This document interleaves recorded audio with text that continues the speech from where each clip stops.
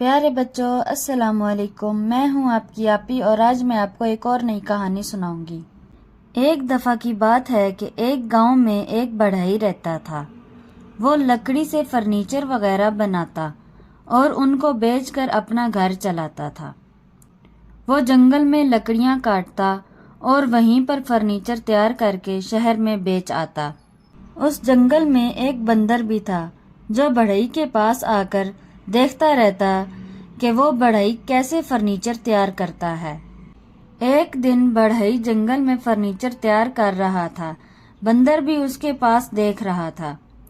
اس بندر کا بہت دل کیا کہ وہ بھی اس طرح فرنیچر بنائے۔ بڑھئی کی وجہ سے یہ نہ کر پاتا تھا۔ ظہر کا وقت ہوا، بڑھئی نے کام چھوڑا اور ندی کنارے چلا گیا۔ وہاں جا کر اس نے وضو کیا اور نماز پڑھنے لگا۔ اس طرح بندر کو موقع مل گیا کہ وہ کام کرے۔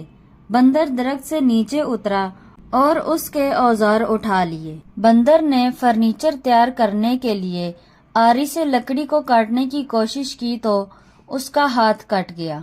پھر وہ درد سے کودا اور کیلوں پر جا گرا۔ پھر کیل اس کو لگ گئے۔ وہ چیختا ہوا اٹھا اور بھاگنے لگا کہ اس کا پاؤں پھسل گیا اور وہ منہ کے بل گرا اور ایک کیل اس کی آنکھ میں لگ گیا۔ بندر وہاں چیختا ہوا تڑپتا رہا اور مر گیا۔ کچھ دیر بعد جب بڑھئی واپس آیا تو بندر کو مرا ہوا دیکھا۔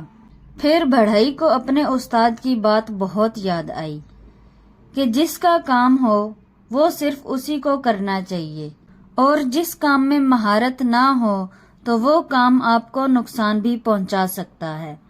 بڑھئی نے بندر کی لاش اٹھائی اور اسے ایک درخت کے نیچے دفن کر دیا اور اپنا کام ختم کر کے وہاں سے روانہ ہو گیا۔ پیارے بچوں، ہمیں اس کہانی سے یہ سبق ملتا ہے کہ جس کا کام ہو وہ صرف اسی کو کرنا چاہیے، اور جس کام میں مہارت نہ ہو تو وہ کام آپ کو نقصان بھی پہنچا سکتا ہے۔ اس لیے وہ کام نہ کریں جو آپ کو کام نہیں کرنا آتا۔ اب مجھے اجازت دیں تاکہ میں آپ کے لیے ایک اور نئی اچھی کہانی لا سکوں، اور میرے چینل کو لائک، شیئر اور سبسکرائب کریں۔ اللہ حافظ۔